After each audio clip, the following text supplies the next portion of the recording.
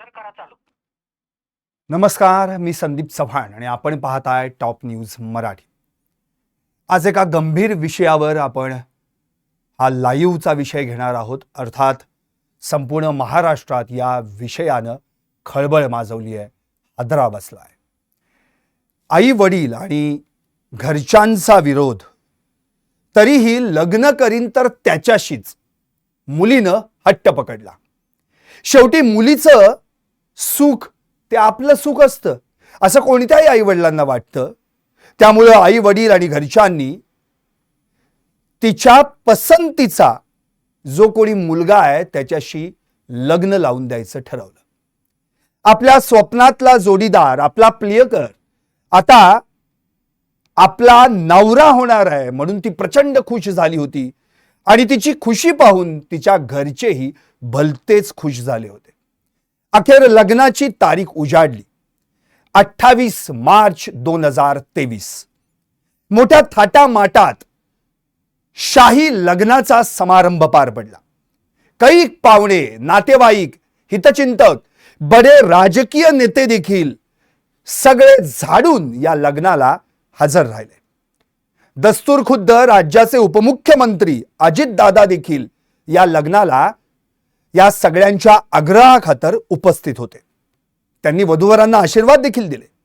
इतकंच नव्हे तर मुलीकडच्यांनी आपल्या जावयासाठी जी काही गाडी त्याला गिफ्ट द्यायची होती त्या गाडीची चावी दादांकडे दिली आणि दादांच्या हस्ते ती वधूवरांच्या हातात सोपवायला सांगितली. त्या भल्या मोठ्या प्रातिनिधिक स्वरूपाच्या चावीच्या पोस्टरवर लिहिलं होतं, your awesome journey starts here. आपल्या जोडीदारासोबत सुखी संसाराची स्वप्न पाहणाऱ्या त्या मुलीला मात्र हे कुठं माहित होतं की ही ऑसम जर्नी नसून टेरिफिक किंवा हॉरिबल म्हणजेच भयानक जर्नी होणार आहे. अर्थात या भयानक जर्नीचा प्रवास शेवटी तिच्या आयुष्यात 6 महिन्यांनंतर सुरू झाला आणि 16 मे 2025 ला तो संपला देखील. कारण लग्नानंतर अवघ्या 2.5 वर्षांनी तिचा आयुष्याचा शेवट झाला.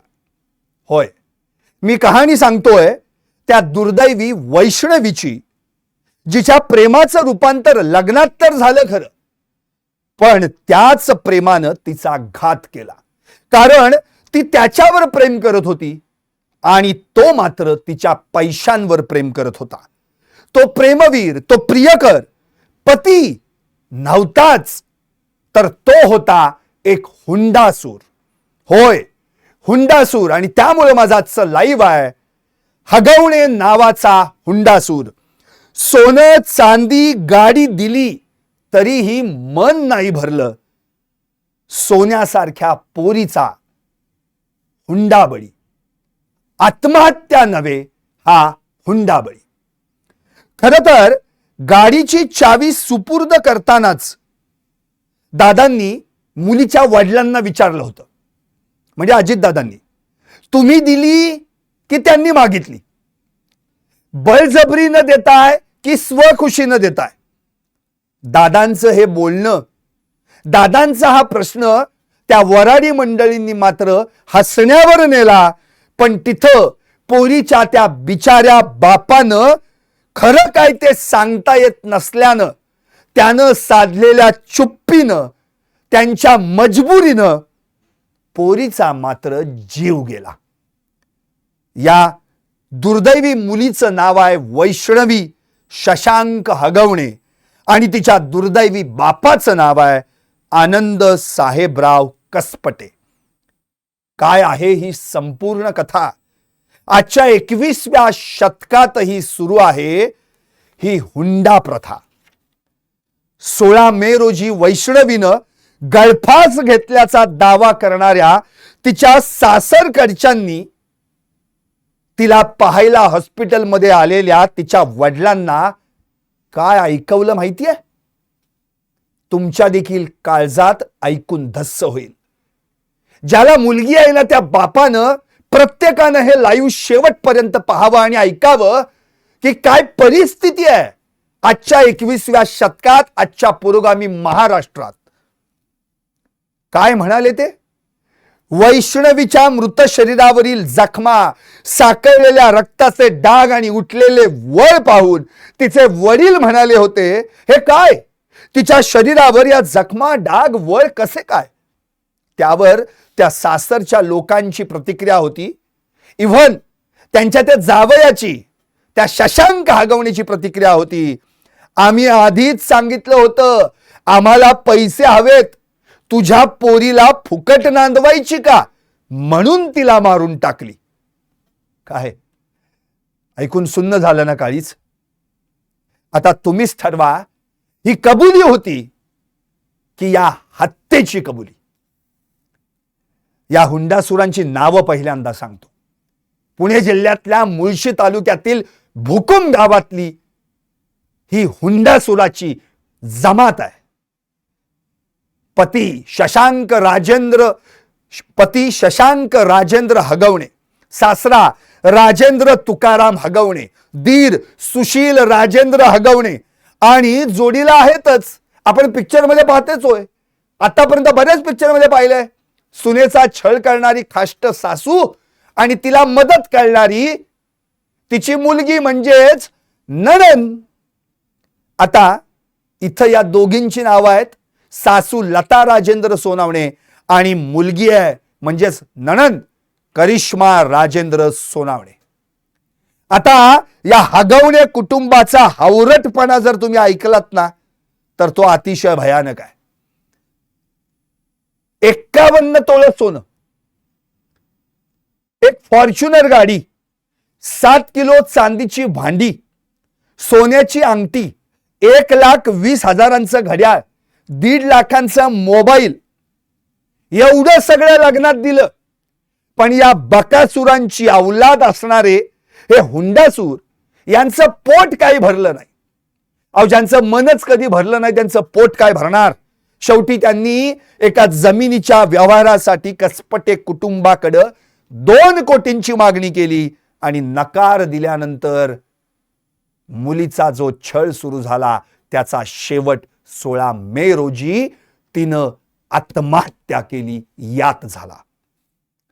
शेवटचा फोन आनंद कसपटेंना म्हणजे वैष्णवीच्या वडिलांना कधी आला माहितीये? 16 मे रोजी शशांकनं म्हणजे त्यांच्या जावयानं वैष्णवीच्या वडिलांना फोन करून सांगितलं, तुमच्या लेकीला घेऊन जा. थोड्याच वेळात 4:30 ते 5च्या दरम्यान दुसरा फोन आला, पण तो कसपटेंना नाही आला, कसपटेंच्या पाहुण्यांच्याच चुलत भावाला फोन आला, गळफास घेतलाय. हे सगळं ऐकताच सगळीकडे धावपळ उडाली. कसपटे घरातली सगळी माणसं, कुटुंब, नातेवाईक बावधनच्या चेलाराम रुग्णालयात पोहोचली. पण ती रुग्णालयात पोहोचण्यापूर्वीच तिचा मृत्यू झाला होता असं डॉक्टरांनी सांगितलं. आता त्यानंतर मात्र संपूर्ण कसपटे कुटुंबानं तिच्या पोस्टमार्टेमची मागणी केली आणि हा जो पोस्टमार्टेम अहवाल जो आला तो मात्र अतिशय भयानक होता. त्यात स्पष्टपणे तिच्या मृतदेहावर म्हणजेच हातावर, मांडीवर, पायावर, पाठीवर आणि हनुवटीवर लालसर डाग असे एकूण 19 वळ प्रत्यक्ष तिच्या मृतदेहावर दिसत होते. डॉक्टर जयदेव ठाकरे आणि डॉक्टर HS ताटिया यांनी जो पोस्टमार्टम रिपोर्ट दिलाय त्यात स्पष्टपणे उल्लेख आहे, death due to ligature compression of neck म्हणजे गळा दाबल्यानं किंवा गळा दाबला गेल्यानं मृत्यू, आणि multiple blunt injuries over the body, रक्त साकळल्याचे डाग तिच्या अंगावर आहेत. मग आता आत्महत्या केली की तिच्या शरीरावर या खुणा का सापडल्यात तोपर्यंत वडिलांकडून FIR ची नोंद झाली. पती, सासू, सासरा, नणंद आणि दीर यांच्या विरोधात तक्रार दाखल झाली. मग यापैकी 3घांना अटक देखील झाली. पती शशांक, सासू लता आणि नणंद करिश्मा. पण सासरा आणि दीर हे दोघेही अजूनही फरार आहेत. आता गळफास घेतलाय, मग सासरा आणि दीर फरार का? याचाच अर्थ याच्यात काहीतरी पाणी मुरतंय हे स्पष्ट आहे. राजेंद्र हगवणे हे काही नाव पुण्यातल्यांना नवीन नाही, कारण की राष्ट्रवादी पक्षाचे म्हणजेच आताच्या अजित पवार यांच्या राष्ट्रवादी पक्षाचे ते राज्य कार्यकारिणी सदस्य होते. पण तात्काळ ही घटना समजता क्षणी राष्ट्रवादी पक्षानं त्यांची राष्ट्रवादीतल्या विविध पदांवरून हकालपट्टी केल्याचं जाहीर करण्यात आलं. याच राजेंद्र हगवणे यांनी 2004 मध्ये राष्ट्रवादी काँग्रेस पक्षाकडून, जेव्हा हा पक्ष एकत्र होता त्यावेळी मुळशी विधानसभा मतदारसंघातून निवडणूक लढवली होती. त्यावेळी शरद ढमाले जे शिवसेनेचे आहेत त्यांच्या विरोधात ते उभे राहिले होते. शिवसेनेचे शरद ढमाले जिंकले होते आणि यांना दुसऱ्या क्रमांकाची म्हणजे 61,594 इतकी मतं मिळाली होती. आता तिचा म्हणजेच जिचा छळ करण्यात जिनी सगळ्यात जास्त पुढाकार घेतला ती म्हणजे नणंद करिश्मा. हिचा देखील करिश्मा काही वेगळाच आहे. ही या 2 भावंडांपेक्षा 5 वर्षांनी मोठी आहे. हिने लग्नच केलेलं नाहीये. बहुतेक तिला लग्नच करायचं नव्हतं असं स्पष्टपणे त्यांची जी मोठी सून आहे मयुरी जगताप म्हणजे मयुरी सुशील हगवणे हिनेच माहिती दिलेली आहे. ही काय करायची? ही भावांच्या संसारात लुडबुड करायची, सुनांना मारायला लावायची. इतकंच नव्हे तर सुनांनी काय नेसायचं काय खायचं हे सगळं ती ठरवायची. उठ म्हणलं की उठायचं, बस म्हणलं की बसायचं, असा तिचा दरारा होता. एकंदरीत या संपूर्ण हगवणे कुटुंबावर तिचा कंट्रोल होता, अशी माहिती देखील मयुरी जगताप किंवा मयुरी हगवणे यांनी यावेळी दिली आहे. एकंदरीत हे संपूर्ण प्रकरण पाहिलं तर हुंडा बळी एवढंच म्हणता येईल. आजकाल महाराष्ट्रासारख्या पुरोगामी राज्यात देखील हे असली प्रथा अजूनही चालू आहे. हे ऐकून लाज वाटली, शरम वाटली. कारण पूर्वी आपण खूप ऐकायचो, पण आता झालंय असं की लग्नातली जी बोलणी होतात त्यात जे काही देण्या घेण्याचे व्यवहार ठरतात तोच हुंडा म्हणून त्या ठिकाणी दिला जातो आणि त्यातलाच हा प्रकार आहे. 51 तोळ सोनं, चांदीची भांडी 7 किलोची, 1,20,000चं घड्याळ, म्हणजे एवढं सगळं देऊन सुद्धा यांचं पोट काही भरलं नाही, हेच एकंदरीत यामधून दिसून आलं. आता हे एवढं सगळं घडल्यानंतर यामध्ये वैष्णवीचे जे मामा आहेत उत्तम बहिरट त्यांनी दिलेली माहिती आणखी वेगळी आहे. त्यांनी काय सांगितलं बघा. एकतर मुळात वैष्णवी आणि शशांक यांचं एकमेकांवर प्रेम होतं. आता या दोघांचं एकमेकांवर प्रेम असल्यानं वैष्णवी काही झालं तर मी त्याच्याशीच लग्न करीन असा तिनं तगादा लावला होता. तिच्या घरच्यांचा, तिच्या आई वडिलांचा या लग्नाला विरोध होता. पण वैष्णवी म्हणायची म्हणजे मामाला सांगायची तिच्या म्हणजे उत्तम बहिरटांना, मी लग्न करीन तर त्यांच्याशीच. त्यांनी काय जादूटोणा तिच्यावर केला होता कुणास ठाऊक, पण ते दोघं भाऊ बहीण या दोघांच्या जाळ्यात ती अडकली होती असं उत्तम बहिरट यांनी म्हटलंय. हे भाऊ बहीण म्हणजे शशांक आणि त्याची बहीण करिश्मा म्हणजे नणंद आणि पती. तिला हिप्नोटाईज केलं होतं जणू आणि त्याच्याशीच लग्न करणार असं ती म्हणायची. एक दिवशी काय झालं, एक दिवशी यांच्या घरात वाद झाले म्हणजे वैष्णवीच्या घरामध्ये. त्यावेळी त्यांच्या वडिलांना म्हणजे आनंद कसपटे यांना रुग्णालयात म्हणजे ICU मध्ये ऍडमिट करण्यात आलं. त्यावेळी शशांक आणि त्याची बहीण म्हणजे करिश्मा हे दोघं जण तिच्या घरी आले आणि त्यांनी वैष्णवीला फोन केला की तू आताच्या आता इथून चल, मी तुला घेऊन जायला आलोय. मग तिनं माझ्या मुलाला म्हणजे उत्तम बहिरट सांगतायत वैष्णवीचे मामा, माझ्या मुलाला म्हणजे प्रणवला फोन केला आणि सांगितलं की मी शशांक बरोबर पळून चाललीय. आता तो त्यावेळी तिला म्हणाला, अगं वेडी आहेस का, तू असा कसा काय निर्णय घेतेस, वडील कुठे ऍडमिट आहेत, विचार कर जरा. हे सगळं त्यानं सुनावल्यावर त्यानं लगेच मला सांगितलं. मग मी तिला समजावलं आणि शेवटी त्या शशांकला फोन करून सांगायला सांगितलं किंवा मी फोन करून त्याला सांगितलं की बाबा आपण पहिल्यांदा तिच्या आई वडिलांची बोलू, चर्चा करू आणि मग निर्णय घेऊ. शेवटी माझ्याच घरात बैठक बसली. आम्ही सगळ्यांनी आई वडिलांची समजूत काढली की असू दे, आपली इज्जत जाईल समाजामध्ये, त्यामुळं आपण त्यांचं लग्न लावून देऊ.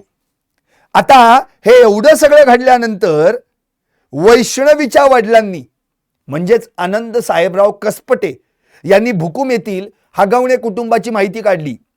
मुलाचं चारित्र्य किंवा त्याचा स्वभाव या सगळ्यांची माहिती काढली आणि मग हगवणे कुटुंबीय हे सामाजिक आणि राजकीय क्षेत्रात नावाजलेलं असल्यानं दोघांचं लग्न लावून द्यायला हरकत नाही म्हणून थाटामाटात त्यांचं शाही लग्न लावून दिलं.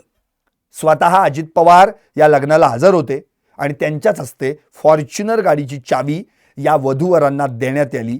त्याच वेळी दादांनी प्रश्न केला होता की तुम्हाला मागितली का तुम्ही दिली, बळजबरीनं देताय की स्वखुशीनं देताय, हा दादांचा प्रश्न त्यावेळी हसण्यावरी नेला आणि तिथंच या सगळ्या पुढच्या प्रकारानंतर 6 महिन्यांनी वैष्णवीचा हगवणे कुटुंबियांनी छळ सुरू केला.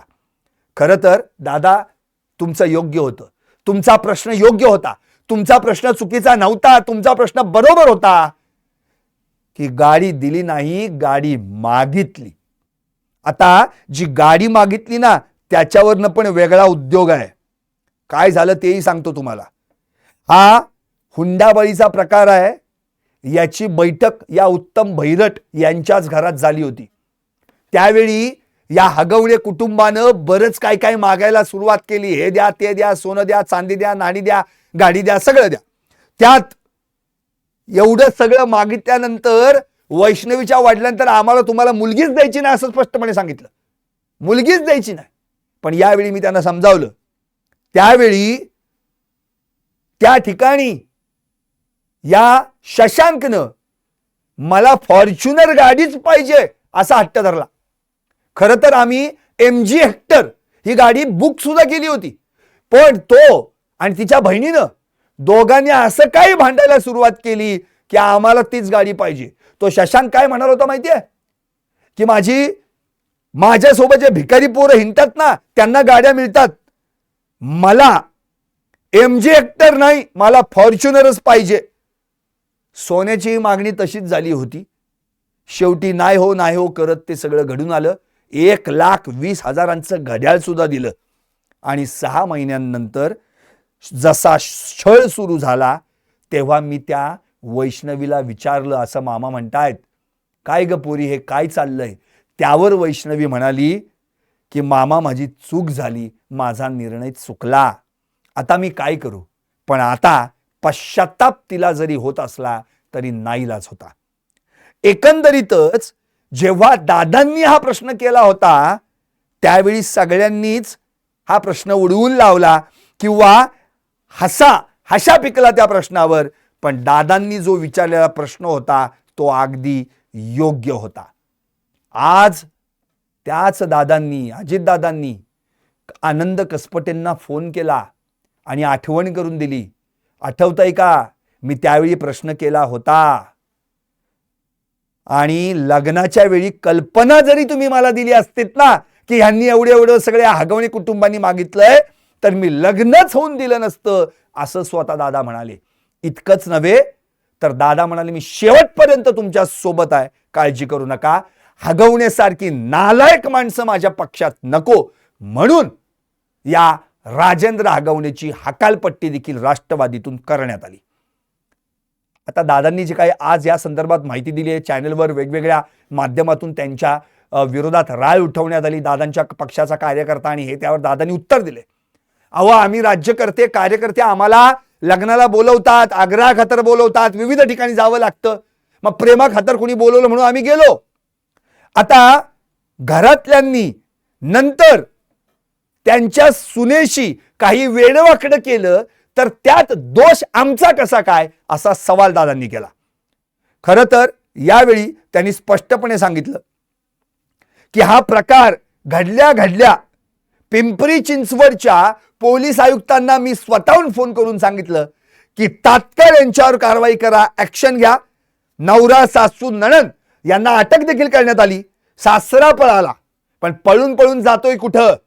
सीपीनी 3 टीम लावल्या ना, मी त्यांना सांगितलं 3 नाही 6 टीम लावा, पण यांना यांच्या मुसक्या बांधून यांना पहिल्यांदा आत घ्या. आता हाच पट्ट्या होता ना ज्यानं लाडक्या बहिणींसाठी 1,500ची योजना सुरू केली. म्हणजे दादांनी हे क्लिअर केलेलं आहे की या राजेंद्र हगवणेला ज्यावेळी त्याच्या मुलाच्या लग्नात गेलो होतो त्याच वेळी मी कसपट्यांना प्रश्न केला होता, पण त्यावेळी माझ्या प्रश्नाला हसण्यावारी नेण्यात आलं. अखेर एकंदरीतच या सगळ्या प्रकरणाचा जर विचार केला तर 17 मेलाच गुन्हा दाखल झाला आणि त्याच वेळी या तिघांना अटक झाली, सासू, पती आणि नणंद. एकंदरीत जर या सगळ्या संदर्भामध्ये आपण विचार केला तर या ठिकाणी आनंद कसपटे यांना जेव्हा या प्रसार माध्यमांकडून विचारण्यात आलं की नेमकं काय चालू होतं, कसा छळ चालू होता, तेव्हा त्यांनी स्पष्टपणे सांगितलं की माझी मुलगी 2-2.5 महिन्यांनी जशी माहेरी यायला लागली तसं ती काय ना काहीतरी मागतच असायची. म्हणजे पैसा पैसा, सारखा पैसा. माहेरी आली की पप्पा पैसा पाहिजे, दुसरं काहीच नाही. श्रावण मास आला की अंगठी दिली, अधिक मास आला चांदीचं ताट दिलं. ती माहेरी आली की काहीतरी मागणार हे ठरलेलंच. मग मी आपलं 50,000 1 लाख रुपये तिला द्यायचोच. 1.5-2 महिन्यांनी तिचं माहेरी येणं असायचं. मग ती यायची आणि मागायची. लग्नानंतर 5-6 महिने बरे गेले, नंतर गौरी गणपती आले. आता गौरी गणपतीला सुद्धा तिच्याकडे चांदीच्या गौरी मागितल्या होत्या, त्याही दिल्या. लग्नात 7 किलो चांदीची ताट, 51 तोळ सोनं, फॉर्च्युनर गाडी दिली. श्रावण मासात अंगठी, अधिक महिन्यात चांदीचं ताट दिलं तरी दोघांमध्ये खटके उडायचे. सासू एकसारखी टॉर्चर काढायची. हिला स्वयंपाक येत नाही, हिला साफसफाई येत नाही. आम्ही काही विचारलं की त्यावर म्हणायचे आमच्याकडे 3-3 बाया कामाला आहेत, हिला काय काम पडतं. आता वैष्णवीच्या आईशी वैष्णवी थोडीफार खुलत होती, बोलत होती, मला काय त्रास होतोय सांगत होती, पण स्पष्ट कधी ती शेवटपर्यंत तिने सांगितलं नाही. ती काय सांगायची? चांदीच्या गौराई मागितल्यात. त्यावर वैष्णवीची आई म्हणाली अगं चांदीच्या गौराई देत नसतात, मातीच्या गौराई देतात. पण त्यावर ती रडून म्हणाली की नाही, खूप त्रास देतात मला. त्यांनी चांदीच्या गौराईच मागितल्यात. आता एकंदरीत हा जो वैष्णवीला जो काही त्रास होतोय, तिनं तिच्या मैत्रिणीला चॅट करून पण सांगितलं होतं, आई वडिलांना विरोध करून मी शशांक सोबत प्रेमविवाह केला, ही माझ्या आयुष्यातली मोठी चूक होती. आता ही चूक सुधारण्यासाठी वडील माझी साथ देणार आहेत आणि मी लवकरच घटस्फोट घेणार आहे. मात्र घटस्फोट घेण्याआधीच वैष्णवीनं टोकाचं पाऊल उचलल्यानं सर्वांनाच आश्चर्याचा धक्का बसला. या सगळ्या प्रकरणात आणखी एक नाव पुढे येतंय, ती म्हणजे या हगवणींची मोठी सून मयुरी हगवणे. यांचे कारनामे काही कमी नाहीत. यांनी तिचाही छळ केला होता. आता ती तिच्या माहेरी राहते. तिच्या माहेरचं आडनाव आहे जगताप. म्हणजे यांनी फक्त वैष्णवीचा छळ केलेला नाहीये, त्यांच्या मोठ्या सुनेचा पण छळ केला होता. राजेंद्र हगवणे, दीर शशांक हगवणे हे दोघेही मला शिवीगाळ करत होते. यांनी मला मारहाण केली आणि लज्जा उत्पन्न होईल असं कृत्य केलं, अशी तक्रार या मयुरी हगवणे यांनी नोव्हेंबर 2024 मध्ये पोलीस ठाण्यात दिली होती.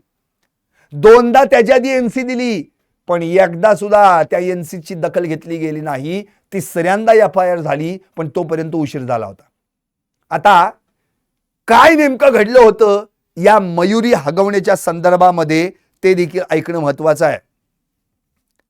एक दिवस म्हणजेच भाऊबीज होती, त्या दिवशी मयुरी हगवणे या तिच्या माहेरी होत्या आणि ती झाल्यानंतर सासरी आली.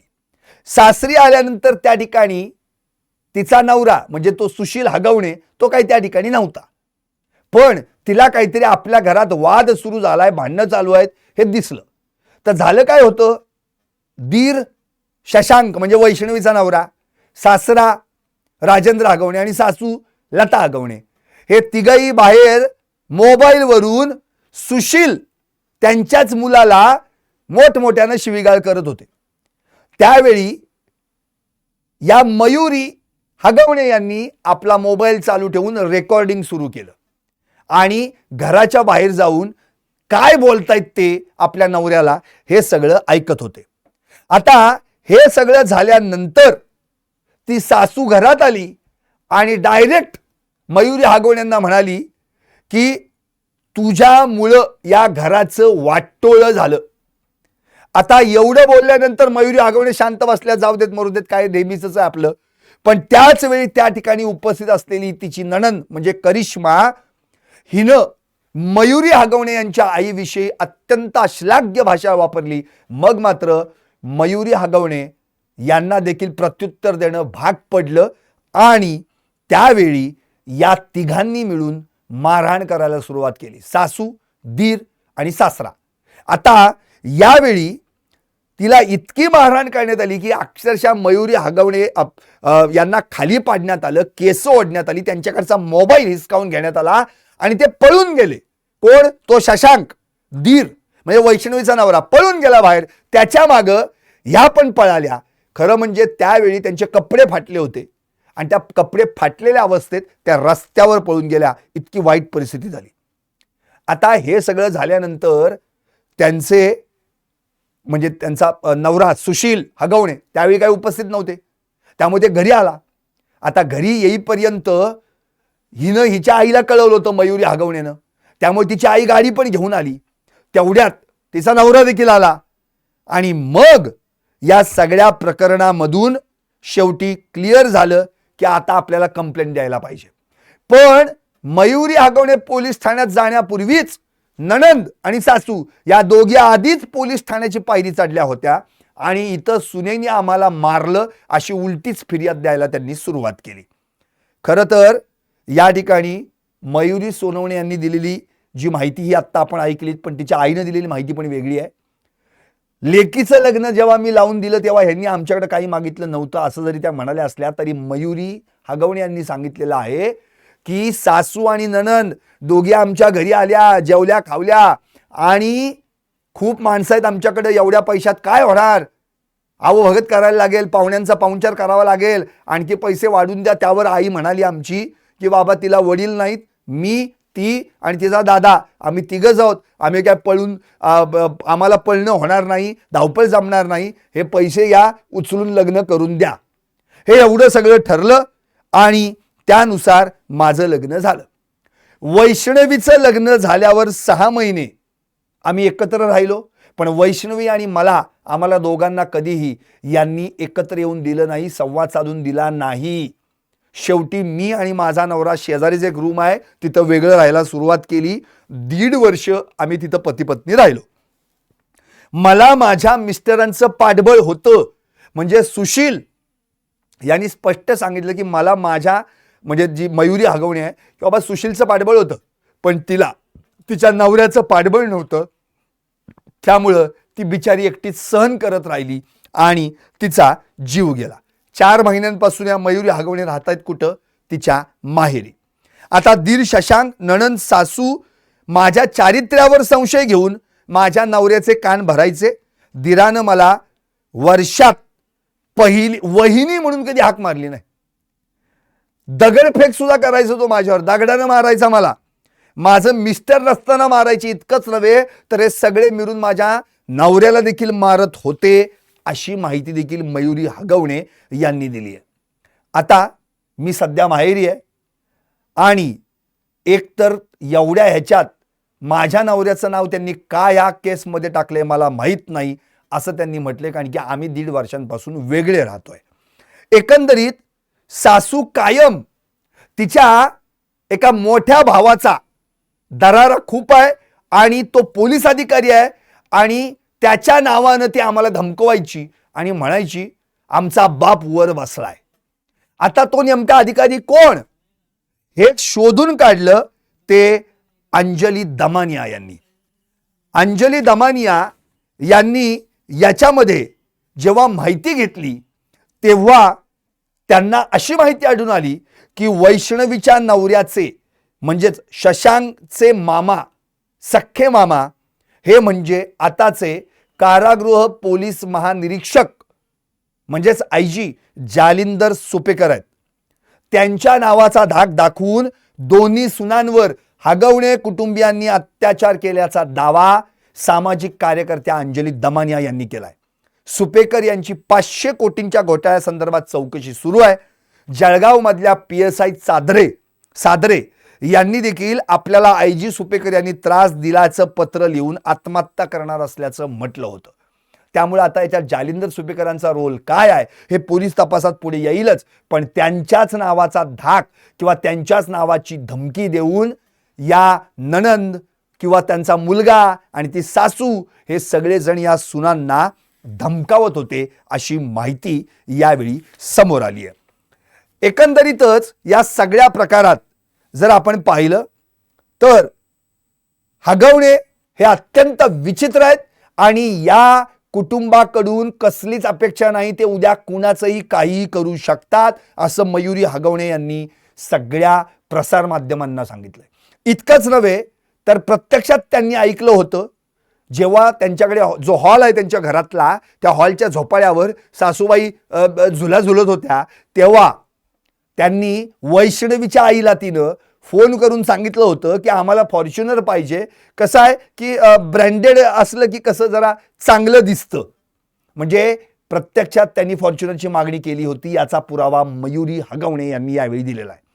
पौड पोलिसांमध्ये जेव्हा त्या तक्रार नोंदवायला गेल्या सकाळी 9 वाजता त्यांची तक्रार दुपारी 2:30 ते 2च्या दरम्यान दाखल करण्यात आली. त्यावेळी या लोकांचा दबाव होता असं देखील मयुरी हगवणे यांनी सांगितलंय. शिवाय आता एकंदरीत आणखी एक महत्त्वाची माहिती आहे ती म्हणजे आता वैष्णवीच्या बाळाचं काय झालं. वैष्णवी यांनी तर स्वतःचं जीवन 16 मेला संपवलं, पण तेव्हापासून कालपर्यंत त्यांचं 9 महिन्यांचं किंवा 10 महिन्यांचं बाळ कुठं आहे याचा शोधच लागत नव्हता. त्यामुळे सगळेच जण काळजीत होते, टेन्शनमध्ये होते.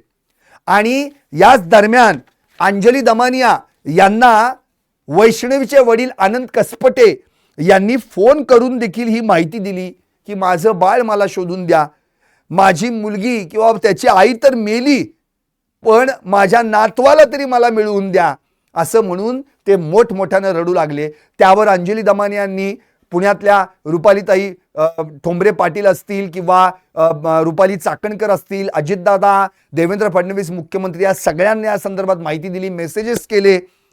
शेवटी काल बुधवारी एवढंही त्यांनी सांगितलं की काळजी करू नका, नाही सापडलं तर मी स्वतःहून येईन आणि तुमचं बाळ शोधून तुम्हाला कोणत्याही परिस्थितीत देईन असं अंजली दमानिया यांनी त्यांच्या वडिलांना खात्री दिली होती. आता काल जेव्हा हे बाळ कुणीतरी निलेश चव्हाण नावाच्या इसमाकडं आहे अशी माहिती या ठिकाणी कसपटे कुटुंबाला मिळाली. आता ही माहिती कुठून मिळाली तर ही माहिती मिळाली वैष्णवीचे सासरे राजेंद्र हगवणे, तिचे मोठे भाऊ, त्याचे मोठे भाऊ जयप्रकाश हगवणे यांच्याकडून. कारण त्यांना वाईट वाटलं की बाबा या पोराचे हाल होत आहेत.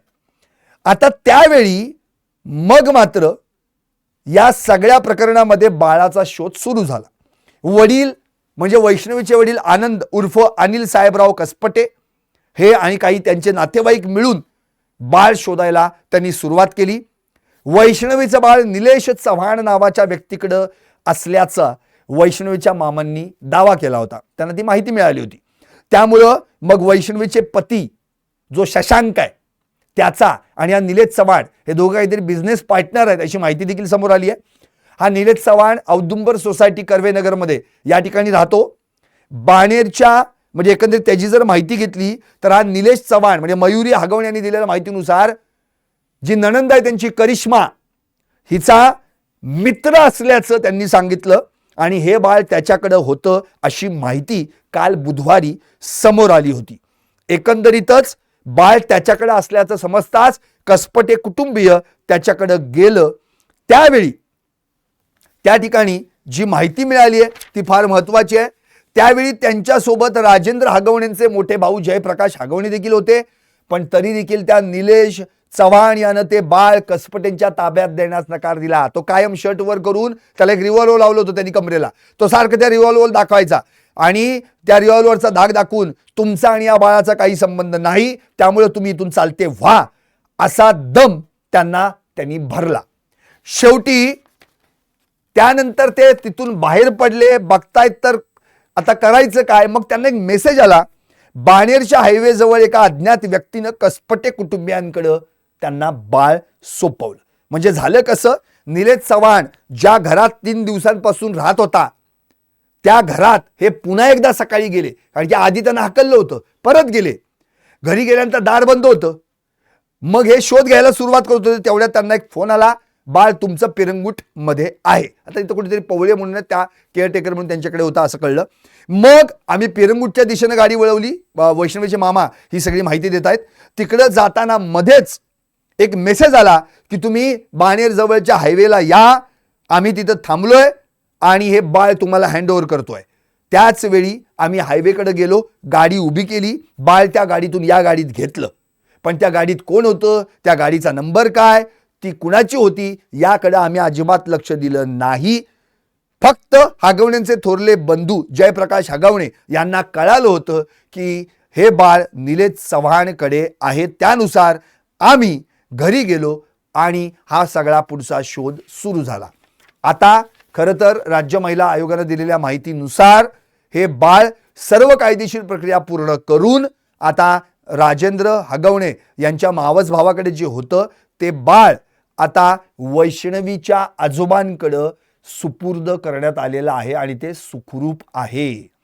एकंदरीत या सगळ्या प्रकरणाचा जर विचार केला आणि वैष्णवीची आत्महत्या, तिला सासरचा होत असलेला जाच, केवळ पैशांच्या मागणीपोटी तिचा होत असलेला आनंदवी छळ, एवढं सगळं देऊन सुद्धा या हुंडासुरांचं पोट भरलं नाही. शेवटी तिनं आत्महत्येचा मार्ग स्वीकारला. पण आता तिनं आत्महत्या केली की तिला आत्महत्येस प्रवृत्त करायला लावलं, याचं उत्तर पोलीस तपासात नक्कीच पुढे येणार आहे. कारण याच वैष्णवीनं 27/2023 मध्ये खरं तर त्यावेळी तिनं आत्महत्येचा पहिला अटेम्प्ट केला होता. त्यावेळी तिने प्रयत्न देखील केला होता आणि तिने खरं म्हणजे उंदरांना मारण्याचं जे औषध असतं त्याचं स्वतःच्या जेवणात घालून प्राशन करण्याचा प्रयत्न केला होता.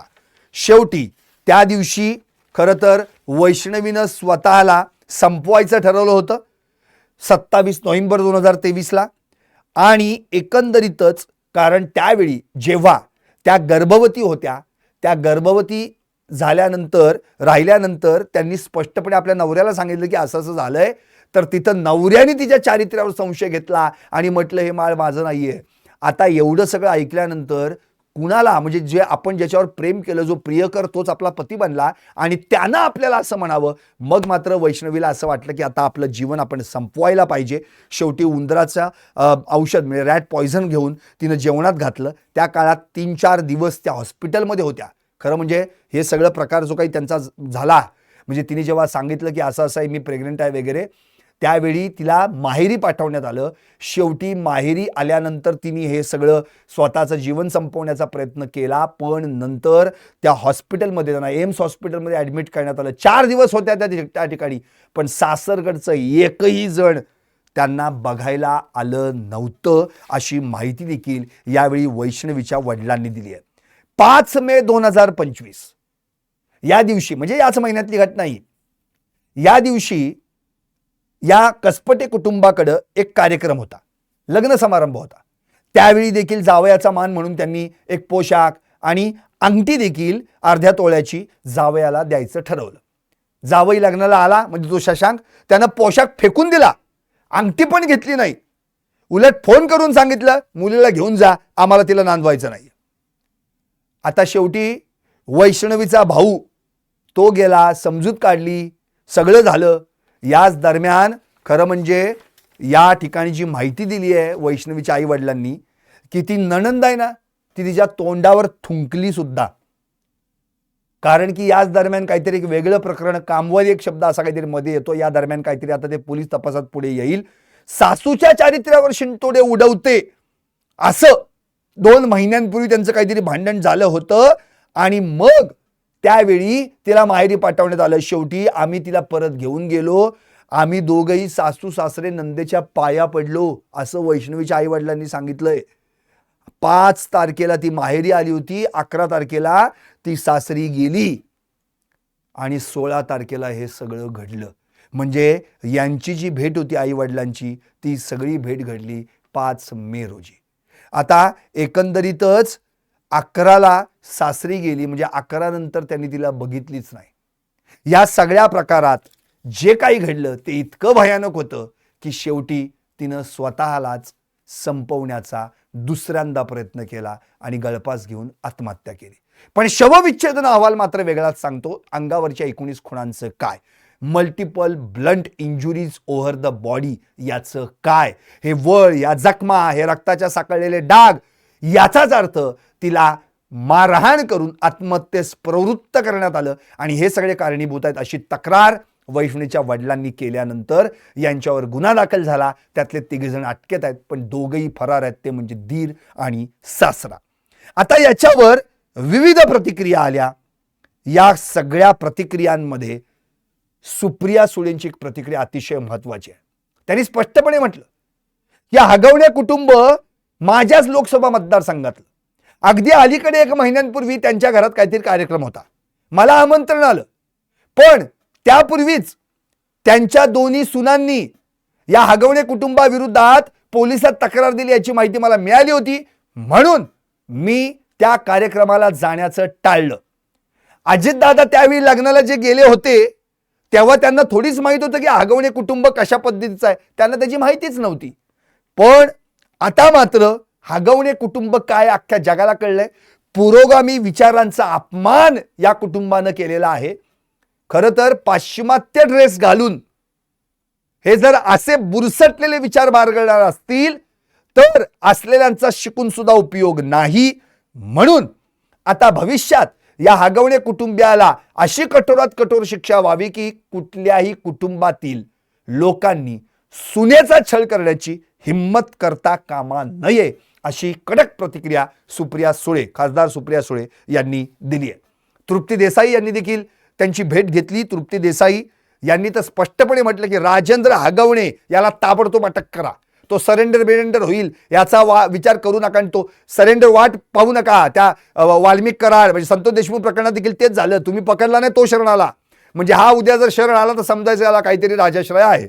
म्हणून त्यांनी स्पष्टपणे म्हटलं की या राजेंद्र हगवणेला पहिले अटक करा आणि या गुंडाचे धिंड काढा, हे प्रकरण फास्ट ट्रॅकवर कोर्टात तात्काळ चालवा, अशी मागणी देखील त्यांनी केलेली आहे.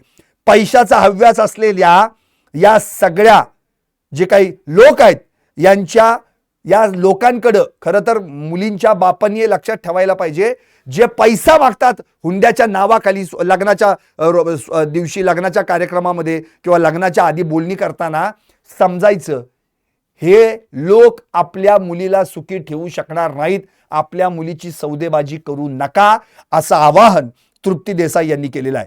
हुंडाबळीचा कायदा असूनही देणारे घेणारे लोक अजूनही आहेत, हे दुर्दैव आहे. हुंडा मुक्त महाराष्ट्र कधी होणार, अशी विचारणा देखील त्यांनी महाराष्ट्राच्या सरकारकडे केलेली आहे. एकंदरीत या ठिकाणी त्यांनी एवढंही म्हटलंय की महिला आयोगाच्या पदावर कोणतीही राजकीय व्यक्ती बसू नये, आपल्याच घरातली मुलगी समजून आता तिला न्याय देण्याचा प्रयत्न करावा, असं देखील त्यांनी म्हटलंय. तिकडे महिला व बालविकास मंत्री आदिती तटकरे यांनी देखील आज अगदी वेळात वेळ काढून या कुटुंबाची भेट घेतली. आम्ही काय उपकार करत नाही त्यांची भेट घेतोय तर असं देखील त्या म्हणाल्या.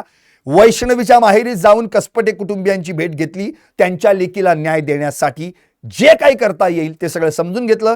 ज्या अनुभवातून हे कुटुंब गेलंय त्याचा प्रचंड मनस्ताप झालाय, संताप आलाय. सरकार म्हणून त्यांना न्याय देण्यासाठी मी पूर्ण प्रयत्न करणार, असं आदिती तटकरे यांनी म्हटलं. सुषमा अंधारे ज्या शिवसेना उद्धव बाळासाहेब ठाकरे गटाच्या उपनेत्या आहेत, त्यांनी तर स्पष्टपणे अकार्यक्षम अपयशी महिला आयोगाच्या अध्यक्षपदी कशा, असा सवालच केलाय. महिला आयोगाकडे आलेल्या आतापर्यंतच्या 100 पैकी 99 तक्रारी फेल गेलेल्या आहेत, असं म्हणत त्यांनी रुपाली चाकणकरांवर निशाणा साधला. तिकडे रुपाली चाकणकर ज्या राज्य महिला आयोगाच्या अध्यक्ष, त्यांनी स्पष्टपणे म्हटलेलं आहे की या प्रकरणातील आरोपींवर कठोरात कठोर कारवाई करण्याचे निर्देश दिलेले आहेत. यानंतर दस्तूर खुद्द मुख्यमंत्री देवेंद्र फडणवीस यांनी देखील स्पष्टपणे वैष्णवी हगवणे वैष्णवी हगवणे यांच्या बाबत घडलेली घटना माणुसकीला काळिमा फासणारी आहे. आरोपींवर कठोरात कठोर कारवाई केली जाईल असं देखील त्यांनी म्हटलेलं आहे. तिकडे उद्योग मंत्री आणि मराठी भाषा मंत्री उदय सामंत यांनी देखील कसपटे कुटुंबाची भेट घेतली आणि या नीचपणाचा हा कहर आहे, अन्याय करणाऱ्यांना माफ करणार नाही असं देखील त्यांनी सुनावलेलं आहे. एकंदरीतच पोलिसांनी तात्काळ कारवाई करायला सुरुवात केली आहे आणि जी हुंड्याच्या स्वरूपात लग्नात त्या शशांकला कसपटे कुटुंबियानं जी फॉर्च्युनर भेट दिली होती MH14 KU 2002 ही गाडी देखील आता पोलिसांनी जप्त केली आहे. तिच्यासोबत ॲक्टिवा देखील एक जप्त करण्यात आली आहे. चित्रा वाघ यांनी तर स्पष्टपणे म्हटलंय विधान परिषदेचे आमदार हे फडणवीसांचं राज्य आहे. राजेंद्र हगवणे कोणत्याही पक्षाचा असो त्याच्यावर कारवाई होणारच असं त्यांनी या ठिकाणी स्पष्टपणे उल्लेख करून सांगितलेला आहे. एकंदरीतच या संपूर्ण प्रकरणाचा विचार केला तर वैष्णवी तर गेली, पण असं करून कहाणी काही संपलेली नाही. कारण आजही महाराष्ट्रात, या पुरोगामी महाराष्ट्रात, या 21व्या शतकात ही हुंडा प्रथा, हे देणारे घेणारे, हे सगळं दिसतंय. हे ऐकून वाईट वाटतं. आपचे मुकुंद किर्दत यांनी तर स्पष्टपणे म्हटलंय की अशा हुंडा घेणाऱ्यांच्या लग्न समारंभात राजकारण्यांनी जाऊच नाही. मी तर स्पष्टपणे म्हणतो की हुंडा घेणाऱ्यांच्या लग्नात राजकारणीच कशाला, कुणीच जाऊ नये. जेव्हा जर तुम्हाला कळलं असेल की या लग्नामध्ये मुलीकडून, मुलीच्या घरच्यांकडून या वराच्या घरच्यांनी पैसा घेतलेला आहे, हुंडा घेतलेला आहे, हुंड्याच्या स्वरूपात काहीतरी घेतलंय, तर त्या लग्नावर जाऊ नये, लग्नात जाऊ नये, बहिष्कार टाकावा. मग ते नातेवाईक असोत, पै पाहुणे असोत किंवा मित्र परिवार असो, त्याशिवाय ही प्रथा बंद होणार नाही. यांच्या लग्नाला जायचं का? हुंडा पण दिला आणि हुंडा पण घेतला म्हणजे केलंच काय? मुलीची सौदेबाजी. आता ही प्रथा बंद व्हायला पाहिजे. माझं आवाहन आहे महाराष्ट्रातल्या तमाम जनतेला आणि सगळ्या मुलींच्या बापांना, ज्यांना आपल्या मुली आहेत, भविष्यात ज्यांची लग्न होणार आहेत, काहीही करून मुलीची सौदेबाजी करू नका. कारण की असे हगवण्यासारखे हुंडासूर हे आपल्या पैशावर टपलेले आहेत. ते तुमचा अनन्वित छळ करतील. इथं तर प्रेम विवाह होता. अहो प्रेम म्हणजे काय या शशांकला कळलं का? अरे जिच्यावर प्रेम करतोस तीच तुला प्रेम विवाह म्हणून तुझी पत्नी होणार आहे. याच्यापेक्षा आणखी मोठी संपत्ती काय होती? अरे सोन्यासारखी पोरगी तुला त्यांनी दिली. एकतर त्यांचा विरोध होता, तिच्या आई वडिलांचा, घरच्यांचा, तरी देखील पोरगी दिली. अहो इथंच क्लिअर व्हायला पाहिजे होतं तुला की अरे मला माझ्या मनासारखी, माझी पसंत असलेली, माझी प्रियसी, माझी पत्नी होणार आहे. आता याच्या पलीकडे काय पाहिजे मला? पण एवढं असून सुद्धा तुला हे कळलं नाही. ती तुझ्यावर प्रेम करत होती आणि तू तिच्या पैशावर प्रेम करत होता आणि तिथंच फसलास. आणि तुझ्या या सगळ्या हव्यासापोटी, लोभापोटी हकनाक त्या बिचाऱ्या वैष्णवीचा जीव गेला. आणि त्या पोराचं काय रे? अरे तुझंच पोरग ते, जनकराज त्याचं नाव आहे. आज आई विना पोरक झालं. म्हण आहे ना जगात, स्वामी तिन्ही जगाचा, आई विना भिकारी. अरे काय उपयोग आहे त्याचा? तू असला बाप थडकलास. आईला मारणारा हुंडा. 9-10 महिन्याचं बाळ आहे तुला, एवढी पण अक्कल नसावी की आपण काय करतो आणि काय नाही. अरे ती गर्भवती असताना उन्हात उभा करायचे, जेवायला द्यायचे नाहीत, उपाशी ठेवायचे, अशी माहिती देखील मयुरी हगवणे म्हणजे तिच्या जावेनी दिलेली आहे. म्हणजे तुम्ही किती छळ केलात त्या वैष्णवीचा. म्हणून या अशा सगळ्या हुंडासुरांना, ज्यांचं पोट भरलं नाही, हे बकासूर सगळे, यांना पहिल्यांदा कठोर शासन व्हायला पाहिजे. यांना तातडीनं अटक करून यांना कठोरात कठोर शिक्षा व्हायला पाहिजे. म्हणून मी पुन्हा एकदा आवाहन करतो संपूर्ण जनतेला, आपली पोरगी सौदेबाजी करू नका. तिला प्रचंड शिकवा, स्वतःच्या पायावर उभी करा. पण ह्या असल्या नको त्या नालायक नीच लोकांच्या तावडीत देऊ नका. अशानं सोन्यासारख्या पोरीचा बळी जाईल, दुसरं काही होणार नाही. आणि हुंडा बळी म्हणून आणखी एक नाव चढलं जाईल, या पलीकडं काही नाही. कारण की आयुष्यभर आता हा त्रास सोसावा लागणार आहे त्या मुलाला, ज्याची आई या जगात नाही, आणि त्या आई वडिलांना ज्यांची पोरगी या जगात नाही. पाहत रहा टॉप न्यूज मराठी. आपला महाराष्ट्र, आपली बातमी.